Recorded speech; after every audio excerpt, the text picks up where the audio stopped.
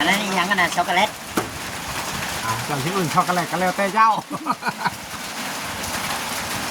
สีดำเท่ฉันโอ้โหตุ๊กแล้วจะเอาอย่างอื่นต้องแล้วเบิ่งเอาเชื่อว่านี่คนละสิบห้าว่ามาโอ้ยเปลี่ยนคือกระเป๋าจ้ะเนาะเดี๋ยวนี้พันว่าพันหน้าเด้อขอใจคือกันคอยฮู้แล้วใจเจ้าคอยฮู้แล้วคอยฮู้แล้วไปออกพรรษาเมื่อวานนี่นะเอาซะไม่ได้ก็ออกมื้อนี้ออกมานี่เลยอยู่บ้านเฮียบอสไปบ้านเฮียบอสออกพรรษามาวันอาณามาวันลาวเขาออกมื้อนี้14มื้อนี้เอาใจละบ้านมันเลยอยู่บางคนก็ออกมานี่บางคนจะที่ต้องมึงงานตีเร็วใจอยู่แล้วเร็วตาบอดเร็วมัน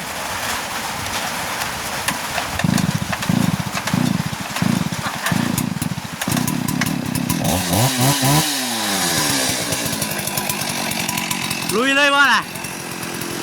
จัดการเลยเกินลุยตัดแข่งพลเลยเนี่ยพี่น้องเลย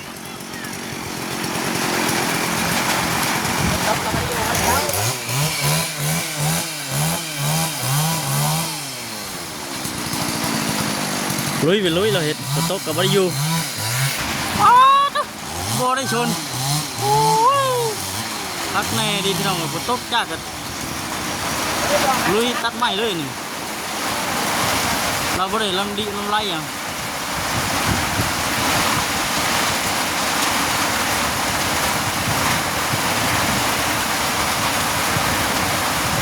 ไอพี่น้องขึ้นถึงเครื่องปะเฮ้ยนะไปขึ้นถึงไปคนทำบ้านเปียกแล้วเนาะไม่ใช่แก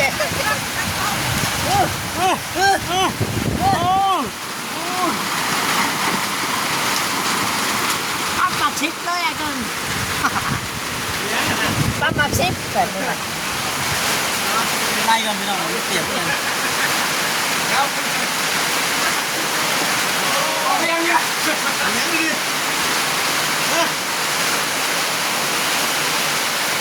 นั่งลงนั่งลงนี่เนาะ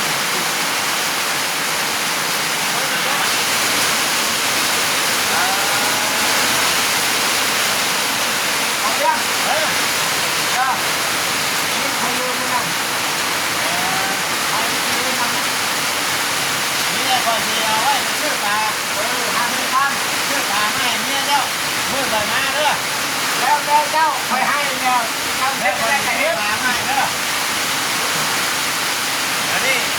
เดี๋ยวเลี้ยงเอามาเนี่ยชื่อปลามาต้อนน้ำร้อยแต่ว่านี่ครับเพิ่งไทยก่อนแล้วก็ผมยืมจะให้ผมต้องยืมมือนั่นแบบนี้เลยแต่ว่าถ้ามันมีปลานั่นได้แต่จริงแง่ถอดเอาเลยบ่ไม่บ่ลังบ่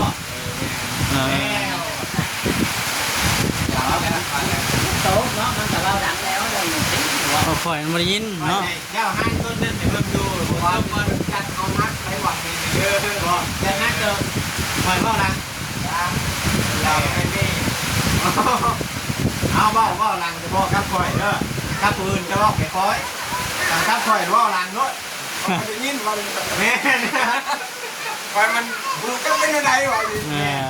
ว่าก็ข่อยว่าลังเนาะบ่ครับแม่นเลยข่อยอีกทีครับของแนวเฮาก็ฮู้กันอยู่นะฮู้กันอยู่บ่เป็นหยังเนาะเล่าอันนี้เด้อเอามาที่คุณแล้วกันนี่เสียตัดไม้ฮู้อยู่ว่าเจ้าพาไม้อยู่เฮือนเมียเจ้าบ่เชื่อก็บอกเมียเจ้าอยู่ว่าเขาพาไม้อยู่หั่นพาไม้เดือนอ้ายเดือนคนไหนเดือนอ้ายเก่งดีเดือนไม้บอกเนี่ยเราว่าเพื่อนก็อยู่เราสิมั่งเนี่ยจะไม่ได้ว่าจะไปหาปลาให้เอาไปเลี้ยงขอก็หลบหลบพื้นเอาปลาไปนะเอาไปจากทานยังวะว่าคอยได้ยินเสียงจักแน่นๆเห็นคนพาไม้อยู่หั่นเพราะว่าเกิ้งอยู่หั่นอยู่แล้วข่อยว่าชื่อเลขคือบ่ถือข่อยว่าถึงอยู่แล้วแม่ก็ต้องลอยน้ำปลา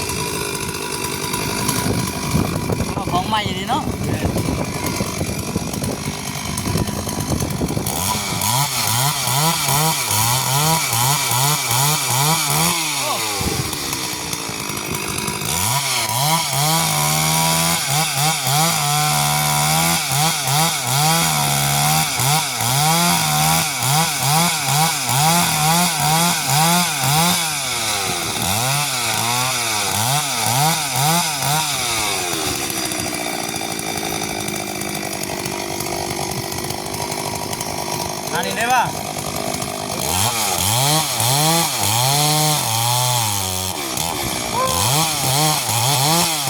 เอ้า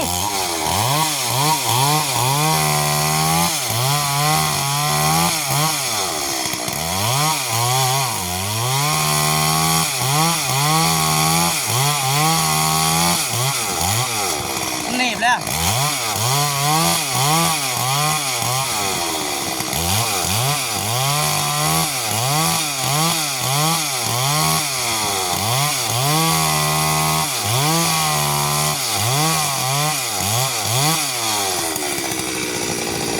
หนีบ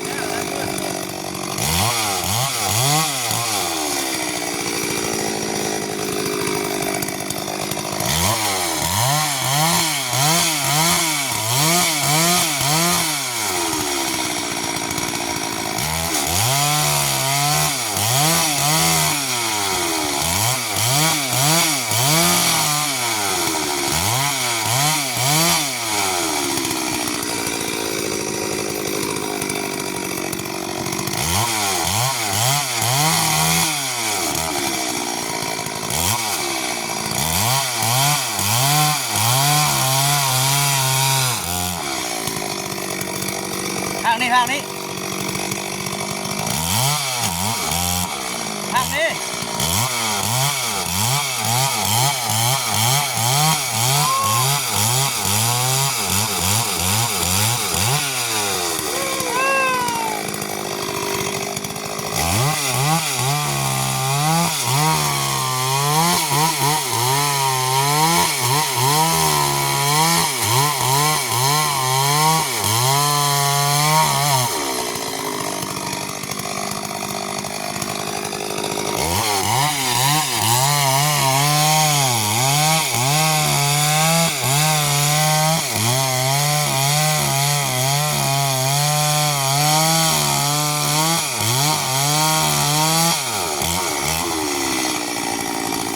เอ้า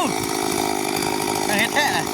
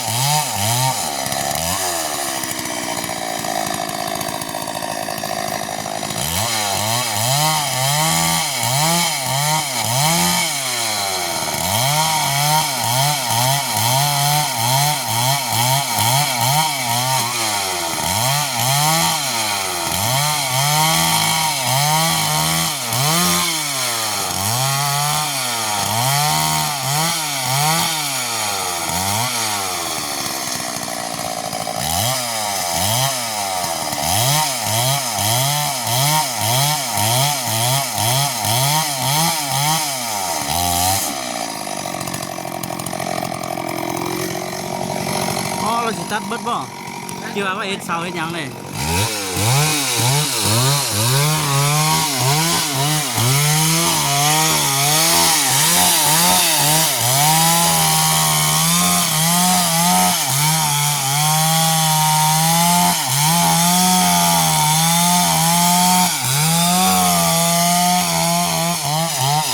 บ่ได้ยินหยังเลยพี่น้อง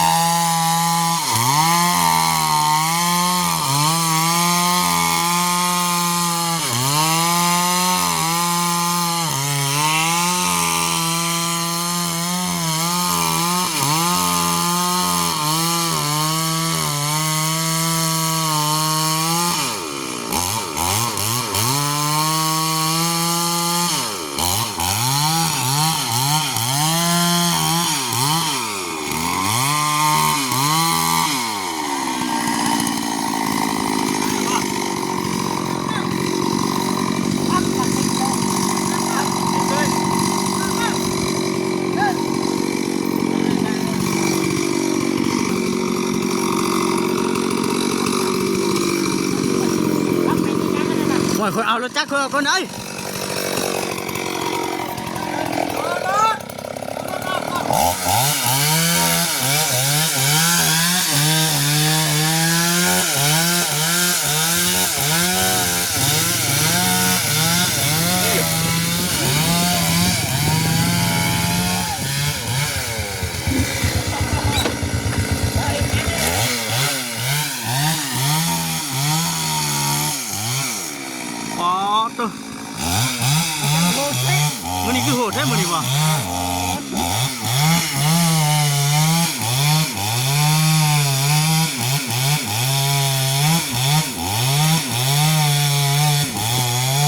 ทางไหนนี่เนาะพี่บ่เอา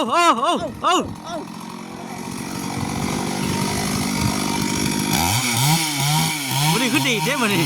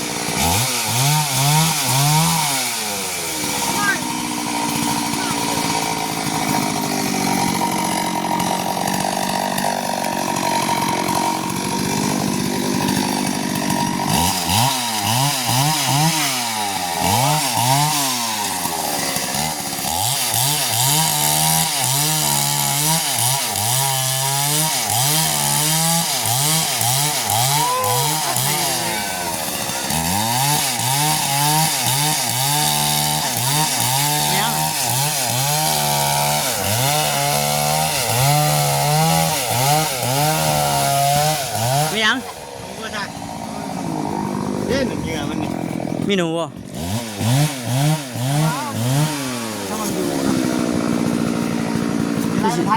เอ๊ะมาดิโอ้มากินกันเต็มมากินกระตือกันไปอีกโอ้ยมันดูแลน้ำแล้ว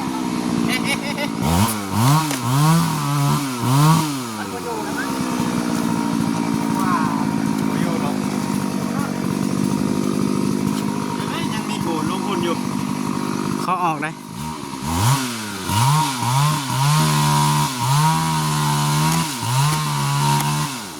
เกินได้มาปาดโน่นดิ มันสิอยู่บ่ล่ะ